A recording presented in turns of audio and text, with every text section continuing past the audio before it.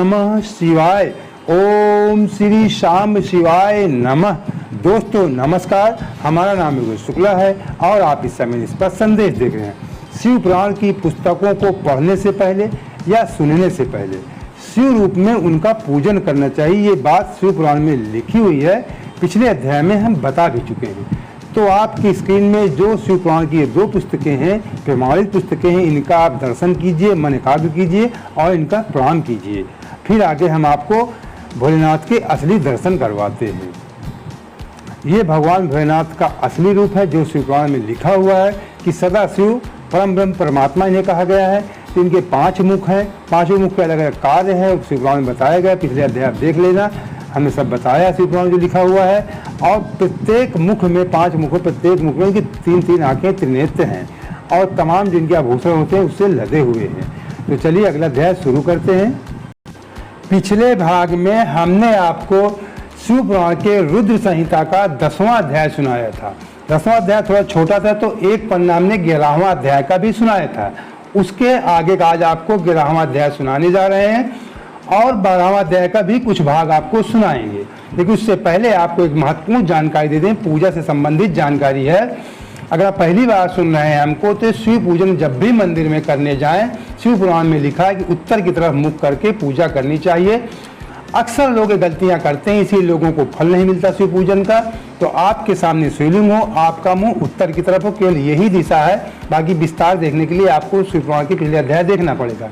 मैं संक्षिप्त में आपको बता दिया हूँ, किसी के बहकावे में ना आए। कोई कहता है कि पूरी तरह पूजा करना चाहिए, अन्य पूजों की बात दूसरी होती है, लेकिन शिवलिंग के सामने शिव पूजा जो है केवल उत्तर की तरफ मुख करके की जाती है, इसमें आप भ्रमित न हो। और शिवलिंग प्रणव मंत्र है। शिवलिंग जो है निराकार परम ब्रह्म परमात्मा है, निराकार रूप है। इनके सामने शिवलिंग और ओम प्रणव मंत्र का साथ ही इन दोनों की उत्पत्ति हुई थी। तो इसलिए शिवलिंग के समय आप जब भी पूजा करें, प्रणव ओम मंत्र, ओम प्रणव मंत्र सबसे बड़ा मंत्र है। तो ओम मंत्र की पूजा आज से आप शिवलिंग की पूजा करें। जब प्रतिमा हो, साकार रूप, साकार मतलब मूर्ति हो भगवान की, तब आप ओम नमः शिवाय का जाप करें या घर में करें।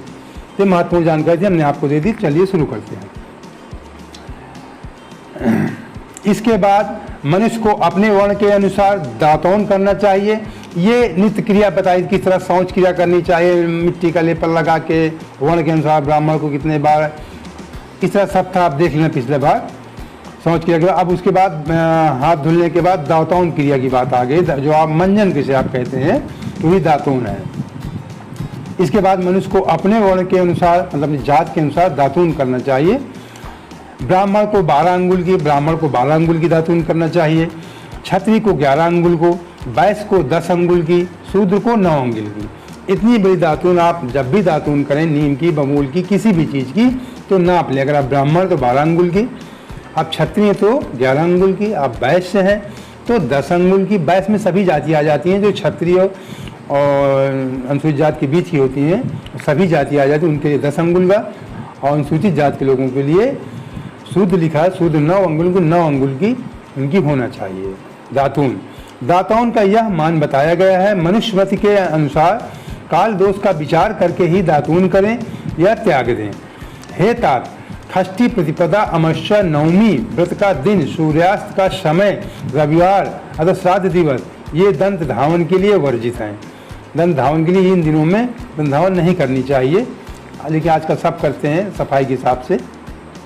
दंत धावन के पश्चात 30 आदि में विधिपूर्वक स्नान करें। मतलब आप मंजन करने के बाद, दातून करने के बाद फिर अच्छे से आप स्नान करें। विशेष देश काल आने पर मंत्रोच्चारण स्नान करना चाहिए। जिस देश काल का मतलब जिस तरह का माहौल हो, तो आप मंत्रोच्चारण करना चाहिए। स्नान के पश्चात पहले आचमन करके धुला हुआ वस्त्र पहने। आचमन जानते हैं आप किस तरह किया जाता है, हाथ में जल डाके। फिर उसके बाद धुले हुए वस्त्र पहने। फिर सुंदर एकांत स्थल में बैठकर संध्या विधि का अनुष्ठान करें, अपना पूजा पाठ करें।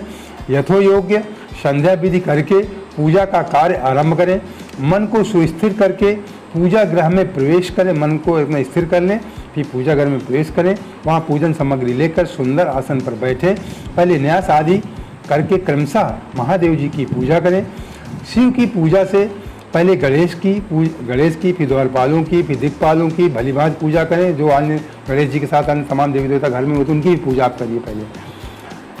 बाद में देवता के लिए पीठ की स्थापना करें बैठने की, अथवा अष्टदल कमल बनाकर पूज्य द्रव्य के समीप बैठकर उस कमल पर ही भगवान शिव को समासीन करें। भगवान शिव का कमल का आसन भी होता है, ये लिखा है। भगवान शिव के 5 मुख होते हैं, प्रत्येक मुख में तीन नेत्र होते हैं, 10 भुजाएं होती हैं, कमल के आसन पे सवार होते हैं, बैठे हुए थे। ये शिव का सदाशिव का मूल रूप है। शिव को समासीन करें। तत्पश्चात 3 बार आचमन करके पुनः दोनों हाथ धोकर 3 प्राणायाम करके मध्यम प्राणायाम अर्थात कुंभक करते समय त्रिनेत्रधारी भगवान शिव का इस प्रकार ध्यान करें। उनके जो आगे लिखा हुआ भी है, कई बार ये प्रसंग आया है। त्रिनेत्रधारी भगवान शिव का इस प्रकार ध्यान, भगवान शिव का जब भी आप पूजन करें, देखिए मैं आप इसको थोड़ा अच्छे से आपको समझा रिपीट करूँगा। ये शुरुआत में मैंने जब शिव पुराण शुरू किया था तब जो चंचुला को श्राप दिया गया था तमाम तरह से, वो मतलब श्राप क्या, उसको वो गलत रास्ते पे थी। भगवान शिव पूजा के बाद जब वहाँ पहुँची शिवलोक में तो उसको भगवान शिव ने 5 मुख उसने देखा, प्रत्येक मुख में 3 नेत्र थीं, 10 भुजाएँ थीं, तमाम आभूषणों से लदे हुए थे। इस बात को चंचुला ने बताया। फिर सनत कुमार ने वेद व्यास को बताया, वेद व्यास ने सूत जी को बताया, सूत जी ने सभी ऋषियों को यही रूप बताया, और ब्रह्मा जी भी इसी रूप को बताए हैं। वही प्रसंग चल रहा है। उनके 5 मुख हैं, 10 भुजाएं हैं, भगवान सदाशिव का रूप है। 5 मुख हैं, प्रत्येक मुख में त्रिनेत्र मैं बता रहा हूँ, पिछले अध्याय में लिखा था। 10 भुजाएं हैं, शुद्ध स्फटिक के समान, उनकी कांति कर्पूर के समान वो गोरे होते हैं, एकदम कपूर के समान। कुछ लोग कल्पना करते हैं कि सांवले हैं, तरह तरह के नीले हैं, इस तरह नहीं है, वो कपूर के समान गोरे हैं। वे सब प्रकार के आभूषणों से विभूषित, सब प्रकार के आभूषण विभूषित हैं। वे व्याघ्र चर्म, जो बाघ की चर्म होती है, उस उत्तरी और उसको ओढ़े हुए हैं। उनके स्वरूप की भावना करके, मतलब भस्म भी लगाते हैं, भावना करके मनुष्य सदा के लिए अपने पाप को भस्म कर डाले। शरीर में भस्म लगी होती है। इस रूप का जब भी पूजन करें आप, इस रूप की कल्पना कर लिया करें। मैं फिर से रिपीट कर रहा हूँ, सदाशिव के 5 मुख हैं, 5 मुख का ध्यान करें कि भगवान भोलेनाथ के हम 5 मुख हैं, प्रत्येक मुख में 3 नेत्र हैं, 3 आँखें हैं, 10 भुजाएं हैं, उनका स्वरूप कपूर के समान गोरा है, कमल के आसन पे बैठे हैं। ये भगवान शिव का स्वरूप है। साथ में बगल में माता पार्वती सदा शक्ति भी हैं, शिव शक्ति का साथ ही पूजन किया जाता है। ये सदाशिव का रूप है। तथा वे व्याघ्र चर्म उत्तरी ओढ़े हुए हैं। उनके स्वरूप की भावना करके मनुष्य सदा के लिए अपने पाप को भस्म कर डाले। माध्यम के प्राणायाम अर्थात कुमत करते हुए, हाँ, शिव का इस प्रकार ध्यान करिए, जरूर ध्यान किया। मैं तो करता हूँ डेली, आप भी करें। मनुष्य को सदा आप भस्म कर डालें। इस प्रकार की भावना से युक्त होकर वहाँ पर शिव की प्रतिष्ठापित कर उन परमेश्वर की पूजा करें। शरीर शुद्धि के करके मूल मंत्र का क्रमशः न्यास करें, अथवा सर्वत्र प्रणव से ही खंड न्यास करें। प्रणव मंत्र हर जगह आ जाता है, कुछ नहीं, प्रणव मंत्र आप करिए। प्रणव मंत्र ओम मंत्र करिए। इस प्रकार हृदयादि न्यास करके पूजा आरंभ करें। पाद्य अर्घ्य आचमन के लिए पात्रों को तैयार करके रखें। सब पात्र धुल के बढ़िया रखें। बुद्धिमान पुरुष विधि पूर्वक भिन्न भिन्न प्रकार के 9 कलश से स्थापित करें। उन्हें कुशाओं से ढककर कुशाओं से ही जल लेकर उन सब का परीक्षण करें। उन सभी पात्रों में शीतल जल डालें। तत्पश्चात बुद्धिमान पुरुष देखभाल कर प्रणव मंत्र के द्वारा उनमें इन द्रव्यों को डालें। खस होती है, आप जानते हैं घास है। खस और चंदन को पाद पात्र में रखें। चमेली के फूल, शीतल चीनी, कपूर, बड़ की जड़, तमाल इन सब को यथोचित रूप से कूट पीस कर चूर्ण बनाकर आचमनी पात्र पंच पात्र में डालें। यह सब चंदन सहित सभी पात्रों में डालना चाहिए। देवादिदेव महादेव जी के पार्श्व भाग में नंदीश्वर का पूजन करें। पार्श्व भाग में नंदीश्वर जी का पूजन, गंध धूप दीप आदि विविध उपचारों से शिव की पूजा करें। मतलब धूप दीप नैवेद्य जो होता है सब उसको आप जलाएं, पूजा करें, नैवेद्य भोग होता है। फिर प्रसन्नतापूर्वक लिंग शुद्धि करके मनुष्य उचित रूप से मंत्र समूहों के आदि में प्रणव, मतलब जो भी मंत्र पढ़ो उसमें आदि में प्रणव और ओम लगाएं जरूर। अंत में नमः प्रणव तथा अंत में नमः मंत्र समूहों के आदि में प्रणव तथा नमः, अंत में नमः पद जोड़कर उनके द्वारा इष्ट देव के लिए अथवा प्रणव का उच्चारण करके, आप कोई मंत्र है उसको आप पढ़िए या तो केवल प्रणव ओम मंत्र का उच्चारण करके स्वास्थ्य पद आदि आसन की कल्पना करें। पुनः यह भावना करें, इस कमल का पूर्व दल साक्षात अनिमा नामक ऐश्वर्य रूप और तथा अविनाशी है, दक्षिण दल लघिमा है, पश्चिम दल महिमा है, उत्तर दल प्राप्ति है, अग्निकोण का दल प्राकाम्य है, नैऋत्य कोण का दल ईश्वत्व है, नैऋत्य कोण का दल ईश्वत्व है। इसको थोड़ा समझ लेते हैं, ये कोण के लिखे हुए हैं, इसको फिर से पुनः इस प्रकार भावना करें, इस कमल का पूर्व दल साक्षात अनिमा नामक ऐश्वर्य है, अविनाशी है, पूर्व दल मेन दल है, दक्षिण दल दक्षिण की तरफ जो है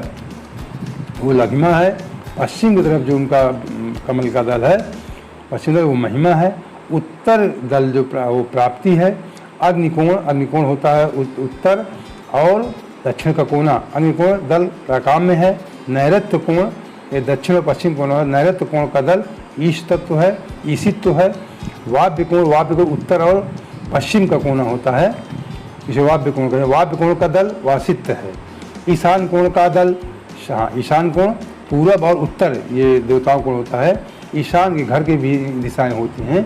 ईशान कोण का दल सर्वज्ञत्व है और उस कमल की कर्णिका को सोम कहा जाता है। इस सोम के नीचे सूर्य है, सूर्य के नीचे यह अग्नि और अग्नि के नीचे धर्म आदि की क्रमशः कल्पना करें। सोम के नीचे सूर्य, सूर्य के नीचे अग्नि, ठीक, सोम के नीचे सूर्य, सोम माने चंद्रमा, सोम के नीचे सूर्य, सूर्य के नीचे अग्नि, अग्नि के नीचे धर्म आदि की क्रमशः कल्पना करें। इसके पश्चात चारों दिशाओं में अव्यक्त आदि की तथा सोम के नीचे तीनों गुणों की कल्पना करें। इसके बाद ओम सधोजात प्रपधामी इत्यादि मंत्र से परमेश्वर शिव का आवाहन करें, भगवान शिव को बुलाइए। ओम सधोजातम प्रपधामी, ओम सधोजातम प्रपधामी ये कह के भगवान शिव का मतलब आह्वान की बुलाइए। ओम सधोजातम प्रपधामी इत्यादि मंत्र से परमेश्वर शिव का आह्वान करें। ओम वामदेवाय नमः, ओम इत्यादि मंत्र वामदेव मंत्र से उनके आसन पर विराट, उनको आसन में जब बैठ जाए भगवान शिव ये मंत्र कहिए। ओम वामदेवाय नमः इत्यादि वामदेवाय मंत्र आसन पर विराजमान करें। फिर ओम तत्पुरुषाय विद्महे इत्यादि रुद्र गायत्री द्वारा ईष्ट देव का सानिध्य प्राप्त करके उन्हें ओम अघोरेभ्यो अथ इत्यादि अघोर मंत्र से वहाँ निरुद्ध करें। तत्पश्चात ओम ईशान सर्व विद्या नाम इत्यादि मंत्र से आराध्य देव का पूजन करें। पद और आचमनी अर्पित करके अर्घ दें। तत्पश्चात गंध और चंदन मिश्रित जल से विधिपूर्वक रुद्रदेव को स्नान कराएं। रुद्रदेव जो शिव का पूर्ण अंश है, उन्हीं के रुद्रदेव जिनकी हम पूजा करते हैं वही है। फिर पंचगभ्य निर्माण की विधि से 5 द्रव्यों का एक पात्र में लेकर प्रणव से अभिमंत्रित कर, पंचगभ्य निर्माण की विधि से 5 द्रव्यों को एक पात्र में लेकर प्रणव से अभिमंत्रित कर, ओम मंत्र से प्रणव से अभिमंत्रित करके उन मिश्रित गभ्य पदार्थों द्वारा भगवान को स्नान कराएं। तत्पश्चात पृथक पृथक दूध, दही, मधु, गन्ने के रस और घी से नहलाकर समस्त अभीष्टों के दाता और हितकारी पूजनीय महादेव जी का प्रणव के उच्चारण पूर्वक पवित्र द्रव्योदार से कहते हैं। प्रणव लिखा बार बार ना, प्रणव का मतलब ओम का उच्चारण करके पवित्र द्रव्यों द्वारा अभिषेक करें। साधक श्वेत वस्त्र से उस जल को यथोचित रीति से छान ले। पवित्र जल पात्रों में मंत्रोच्चारण पूर्वक जल डाले। जल धारा तब तक बंद न करे जब तक इष्ट देव को चंदन न चढ़ाएं। तब सुंदर अक्षतों द्वारा चावल द्वारा अथवा प्रसन्नता पूर्वक शंकर जी की पूजा करें। उनके ऊपर कुश, अपामार्ग, कपूर, चमेली, चंपा, गुलाब, श्वेत कनेर, सफ़ेद कनेर का फूल भी चढ़ाना चाहिए। श्वेत कनेर, चंपा, चमेली, गुलाब सब कुछ, बेला, कमल और उत्पल आदि भांति भांति के अपूर्व पुष्पों एवं चंदन से उनकी पूजा करें। परमेश्वर शिव के ऊपर जल की धारा गिरती रहे इसकी भी व्यवस्था करें। लगातार जल गिरना चाहिए। जल से भरे भांति भांति के पात्रों द्वारा महेश्वर को स्नान कराएं। इस प्रकार मंत्रोच्चारण पूर्वक समस्त फलों को देने वाली पूजा करनी चाहिए। हे तात, अब मैं आपको समस्त मनवांछित कामनाओं की सिद्धि के लिए उन पूजा संबंधी मंत्रों को भी संक्षेप में बता रहा हूँ। सावधानी के साथ सुनिए। पावमान मंत्र से, वाड में इत्यादि मंत्र से, रुद्र मंत्र से, नील रुद्र मंत्र से, सुंदर एवं शुभ पुरुष सूक्त से, श्री सूक्त से, सुंदर अथर्व शीर्ष के मंत्र से, अनु भद्रा इत्यादि शांति मंत्र से, शांति संबंधी दूसरे मंत्रों से, भारुण मंत्र और आरुण मंत्रों से, अर्थाभीष्टामाश तथा देवव्रत शाम से, अभित्वा इत्यादि रथनतर शाम से, पुरुष सूक्त से, मृत्युंजय मंत्र से तथा पंचाक्षर मंत्र से, पंचायन पुरुष सूक्त से, मृत्युंजय मंत्र से तथा पंचाक्षर मंत्र से करें। 1 सहस्त्र अथवा 100 एक जलधाराएं वैदिक विधि से शिव के नाम मात्र से प्रदान करें। तदंतर भगवान शंकर के ऊपर चंदन और फूल आदि चढ़ाएं। प्रणव के तांबूल आदि अर्पित करें। प्रणव से मतलब ओम मंत्र से जपते हुए तांबूल मतलब पान चढ़ाना चाहिए। तो अभिषेक करने के बाद चंदन फूल ऐसे चढ़ाएँ, पान चढ़ाएँ प्रणव मंत्र करते हुए। इसके बाद जो स्फटिक मणि के समान निर्मल निष्कल अविनाशी सर्वलोक कारण सर्वलोकमय परम देव हैं, जो ब्रह्मा इंद्र उपेंद्र विष्णु आदि देवताओं के भी गोचर न होने वाले वेद वेत्ता विद्वानों के द्वारा वेदांत में मनवाणी से अगोचर बताए गए हैं, जो आदि मध्य अंत से रहित समस्त रोगियों के लिए औषध रूप शिव तत्व के नाम से विख्यात हैं, शिवलिंग के रूप में प्रतिष्ठित हैं। उन भगवान शिव का शिवलिंग के मस्तक पर प्रणव मंत्र से ही पूजन करें। फिर दिखाई हुआ है उस भगवान शिव का शिवलिंग के मस्तक पर प्रणव मंत्र, प्रणव बार बार आता है, मैं इसीलिए डेली बताता हूँ।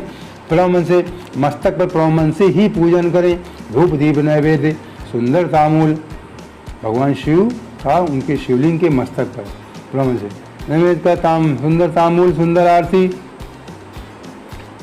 धूप दीप मतलब धूप दिखाइए, धूप बत्ती जलाइए, दीप दिखाइए।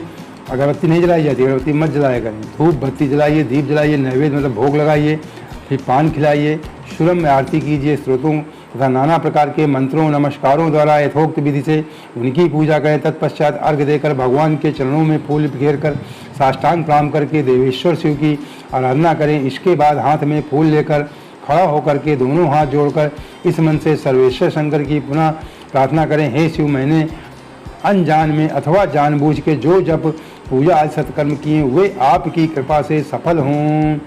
इसके बाद हाथ में साष्टांग प्रणाम करें, हाथ में फूल लेकर खड़ा हो जाएं। पर प्रणाम के हाथ में फूल खड़ा लेकर हाथ जोड़कर इस मन से सर्वेश्वर शंकर की हाथ जोड़कर सर्वेश्वर शंकर की पुनः प्रार्थना करें। अनजान जाने अनजान जी जो भी मैंने पूजा किया है, सत्कर्म किए हैं, तो आपकी कृपा सब सफल हो जाए, आप स्वीकार करें। इस प्रकार पढ़कर भगवान शिव के ऊपर प्रसन्नतापूर्वक फूल चढ़ाएं। तत्पश्चात स्वास्तिक वचन करके नाना प्रकार की आशी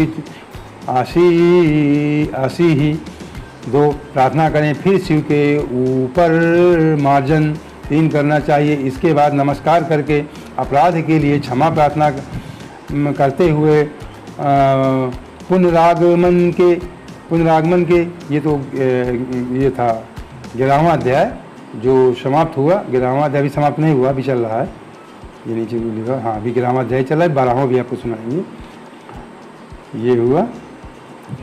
हाँ, क्षमा प्रार्थना करते हुए पुनरागमन के लिए विसर्जन करना चाहिए। इसके बाद अघोर मंत्र का उच्चारण करके नमस्कार करें।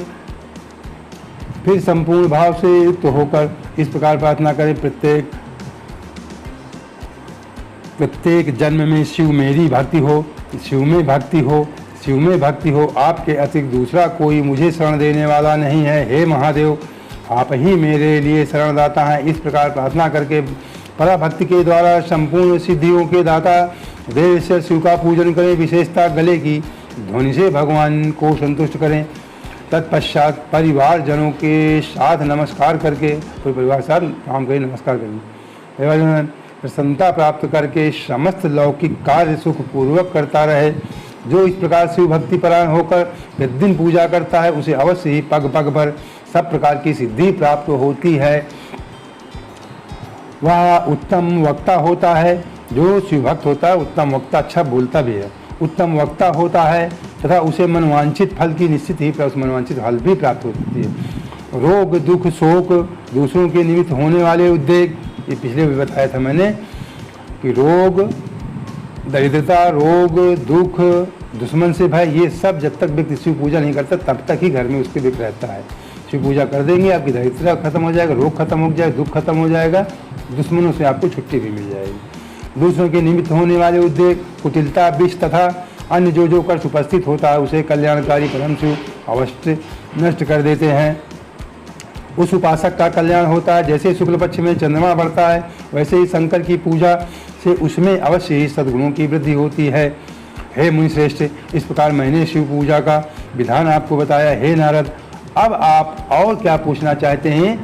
ये बात ब्रह्मा जी बता रहे थे, साक्षात ब्रह्मा जी नारद जी को बता रहे थे और सूत जी ऋषियों को सुना रहे थे। और नारद जी को विष्णु जी ने कहा था कि आप अपने पाप नष्ट करने के लिए, विष्णु जी को श्राप दिया था कि अपने पाप नष्ट करने के लिए आप ब्रह्मा जी के पास जाएं, अपने पिता के पास जाएं, वो परम शिव भक्त हैं, वही सारी बातें आपको सुनाएंगे।